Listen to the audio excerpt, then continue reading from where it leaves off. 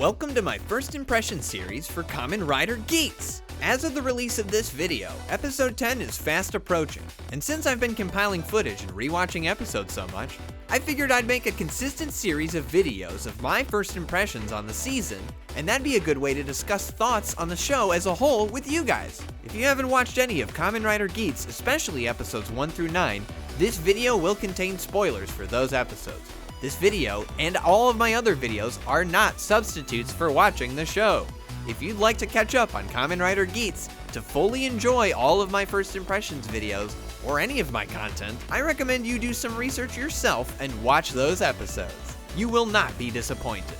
For now, let's dive right into the plot. The world is protected from monsters called Yamato by an event called the Desire Grand Prix. Players enter the Desire Grand Prix and fend off Yamato to protect the world, all to earn one wish. For the first 9 episodes of the season, we focus mostly on the Desire Grand Prix and our 4 main characters: Ace, Kamen Rider Geats; Keiwa Sakurai, Kamen Rider Tycoon; Neon Kurema, Kamen Rider Nago; and Michinaga Azuma, Kamen Rider Buffa. Each of the episodes highlights the characters' personal struggles and what the Desire Grand Prix would offer them if they won.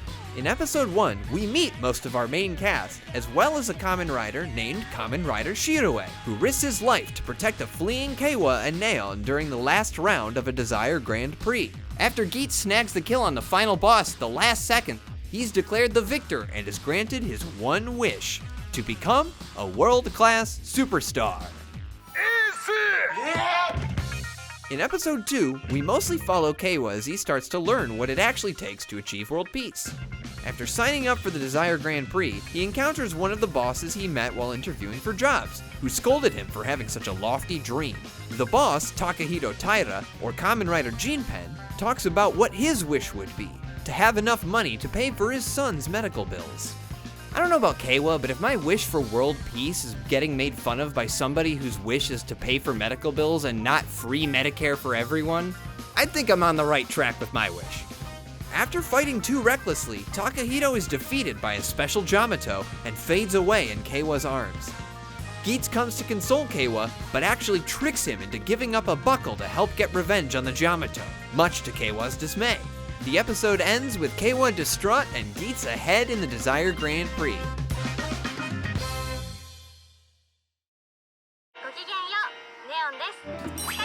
In episodes 3 and 4, we learn more about Neon and Kaneto Sumida, or Kamen Rider Japan.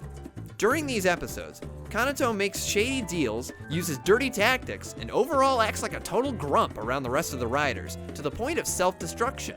We learn about how he has a strong hatred for humanity. Ever since a tragic accident robbed him of the ability to play basketball, his wish has been to, quote, take everyone down with me. Neon reveals that her wish is to find her true love and escape the clutches of her possessive and overbearing family. To achieve this wish, she fights heartily with the boost buckle to earn her ranking in the zombie survival game mode. If you haven't seen my last video on Kamen Rider Geats about how the scoring in zombie survival is nuts, I highly recommend you go check it out. At the end of the game of zombie survival, we find out that Kameto's negative outlook and hopeless attitude is what cost him his placement in the rankings and ended up retiring him from the Desire Grand Prix. Retired. In episodes 5 and 6, we learn more about Michinaga and a little bit about Morio Koganaya, or Kamen Rider Mary. We find out that Michinaga works as a construction worker, and his best friend was one of his co-workers until he lost at the Desire Grand Prix. For the next game mode, the players split into pairs and compete to solve a puzzle and defeat Yamatos before time runs out. Since there's an odd number of players, Morio is matched with a staff member who goes by the name Kamen Rider Punkjack. Tycoon and Buffa end up on a team together, much to Michinaga's disappointment. During fights with Yamato, everyone has trouble solving the puzzle except for Geats and Nago. After failing to make progress with Punkjack during the round, Morio ends up buying a special one-time use ticket to swap teammates with Keiwa. Now, Buffa and Mary are on a team, while Tycoon and Punkjack team up. Keiwa accuses Morio of cheating. Morio quickly dodges the topic, but everyone acknowledges he's a pretty bad dude. While having a heart-to-heart with Michinaga, Keiwa remarks that cheating to get the upper hand isn't his style. 他人を蹴落としてでも勝つってのが他の人の幸せが俺の幸せなんで。 After returning to fight more Yamato, Sumuri reveals that Buffa also bought a special one-time use ticket to switch the teams back to what they originally were. Then, Buffa uses the boost buckle to earn enough points to place on the scoreboard, leaving Mary as the player with the least points, disqualifying him. Retire. In episodes 7, 8, and 9, we see our final four face off against the last round of the Desire Grand Prix, a game of Kick the Can. The goal? Kick a can protected by a Yamato out of the play area. However, as the Yamato grows in size, it becomes too much for the riders to handle. Neon and Ace have a dinner together to discuss their wishes and what to do, when they also are joined by Keiwa and his sister, Sarah, who we met in episode 1. Ace is shown making an odd face whenever Keiwa's sibling bond is brought up. After Tycoon uses the boost buckle to try to distract the final boss, he exerts himself and is saved by Geats. However, Geats only saved Tycoon to achieve the secret mission of this round, saving another player from the final boss. Ace then says,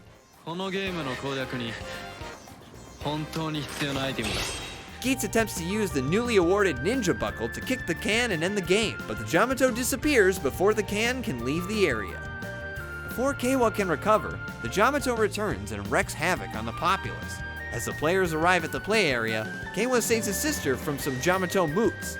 When Sarah brushes her hand on Tycoon's ID core and remembers something, her parents were killed by Yamato. While in the waiting room, Keiwa attempts to rally the rest of the players together to defeat the final boss, but each player wants to claim the victory for themselves, causing Keiwa to feel conflicted. As everyone begins their next attempt to kick the can, Tycoon attempts to sacrifice himself to achieve victory for the greater good, causing the ninja buckle to react and attach to it. Using the ninja and boost buckle, Tycoon distracts the Yamato long enough for Geats to kick the can, but just before it can leave the area, Nago successfully follows up the kick and lands the final blow on the can. However, after the Yamato disappears, the player area doesn't retract. As the players wonder what to do next, Tycoon is overcome by his injuries, and Sumuri retires him from the game since he can no longer fight. With the Yamato now running amok with no way to defeat it, Neon, Michinaga, and Ace are all given eggs from the Game Master of the Desire Grand Prix and are told that getting their eggs to hatch is the key to victory. After fighting while protecting their eggs, Michinaga and Nago's eggs hatch into weaker buckles. Geats' egg, however, doesn't hatch, which bothers him a bit. At the final battle, Nago and Buffa attempt to defeat the Cactus Yamato together, but their attempts are fruitless. As Geats watches on as Buffa takes a beating, he wonders what the reasoning is behind his recklessness. Buffa then says,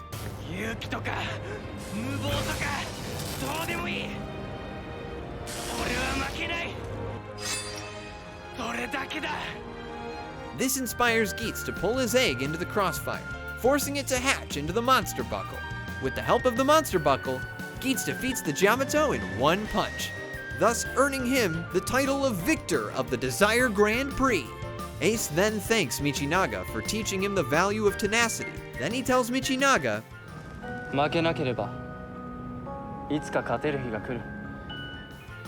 Neon laments losing, and Geats tells her to remember her ideals, and that someday her wish will be granted. As she fades away, the new world Ace wishes for begins to form, as episode 9 comes to a close.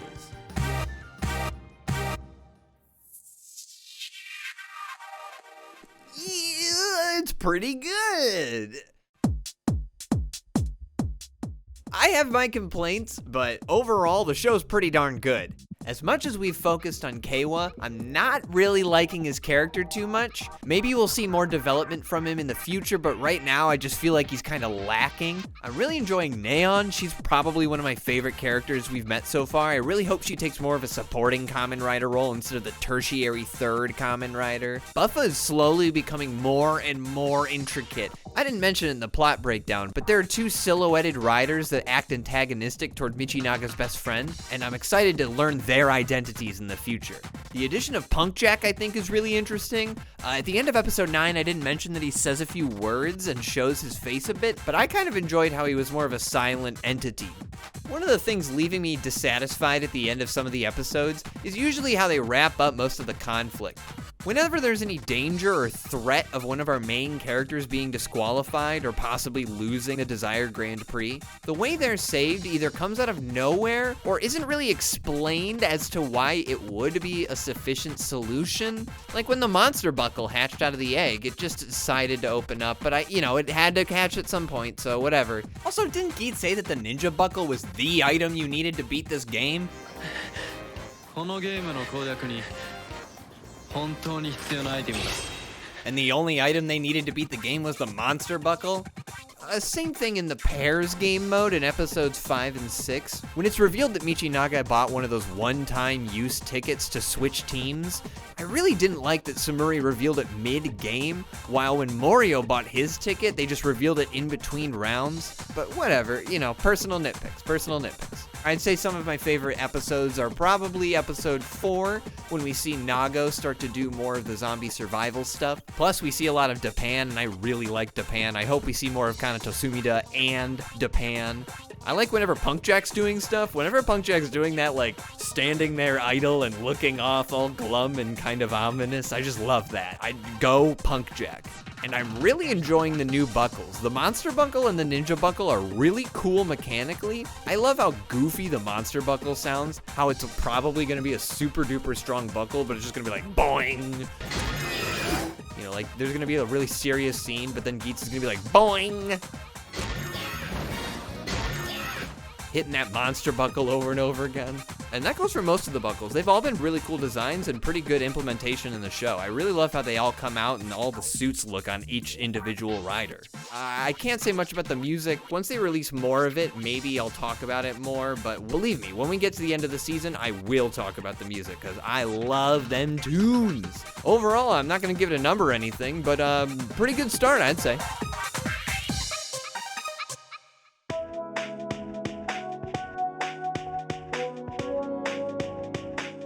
Geats' outfit, super cool. Love the orange details on the gray Magnum color he's got. It's just super striking. The scarf is a nice little detail, and this is in addition to all the other riders, but I really like how all the riders have a nice base form that you put stuff on top of. And while I think that's a really cool idea, I think the suits kind of lose it in the detail department before you put on the buckles, but of course, that's the point.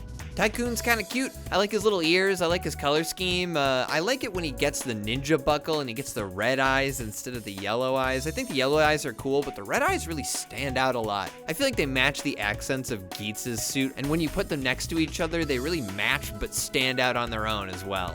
I like Nago's color scheme, and I really like the way she handles herself in her suit, but I'm not really into her eyes. Like, it kind of looks like she has 4 pairs of eyes. Maybe we'll see more from that, but like that line in the middle of her eyes just kind of confuses me. Buffa looks sweet. Love the color design. Love how his eye is that X. One of my favorite designs, and I'll just lump them all together, is Punkjack, Shiroe, and Japan. I really love the panda head. I'm a big sucker for goofy helmets, and there's just something about how round the head is and about how evil the person with the mask is that just freaking gets me. Mary's design I think is pretty cool. I really like the colors they picked for him. I love how his head is kind of furry. I love whenever they add like fur or hair to a Kamen Rider suit. It really stands out. All of the base level buckles look cool, but I really love the details that the Magnum buckle adds to each individual rider. The boost buckle is pretty cool. I really like the red, and I really like the exhaust pipes it adds to the shoulders or legs, no matter which side you're wearing. But the boost striker, or whatever that mech animal thing is called that you summon whenever you use the boost buckle, doesn't exist as far as I'm concerned. I'm gonna make a bet right now that in my next first impressions video for the next 10 episodes, we're not gonna see the boost striker. That's my bet. If it doesn't happen, roast me in the comments. If it happens, I don't know, leave a like, comment that I won, anything, I don't know. But I do like that the head changes depending on which person is using the boost buckle at the time. The ninja buckle's got a really cool mechanic where you pull it and it makes a little motor spin where the shuriken in the middle spins and the handle's a little kunai. It's just such a good flavor win. I love it. I love how they made the kunai and the shuriken motif stand out when you're using the ninja buckle for your legs. And I bet you it's really fun to play with. It makes me really want to buy that one. The zombie buckle. I really love the color scheme. I'm not that big of a fan of how the buckle looks, but zombie really feels like it has strength and a little bit of goriness to it. My favorite design is probably the monster buckle. I love the suit design. I love the blue and yellow colors with the star motif on the pauldrons. Yeah, so far I just want everyone to wear the monster buckle.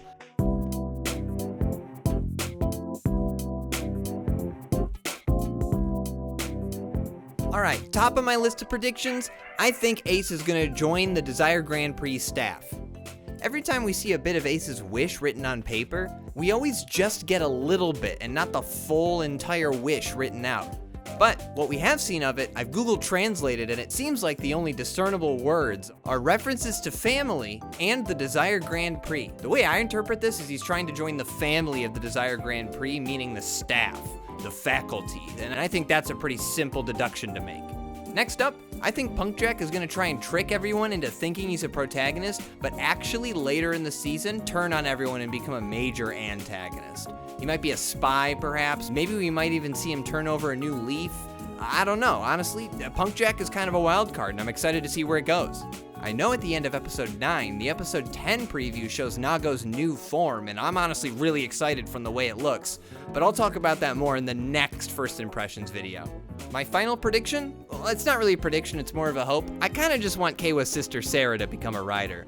Everyone's always talking about Samuri becoming a rider, and I think that would be pretty cool, but she doesn't really have that much depth other than just being a moderator. I don't know. I like Sarah more. I think she's got more personality. Personally, I'd like to see her and Nago buddy up and do some stuff in the Desire Grand Prix.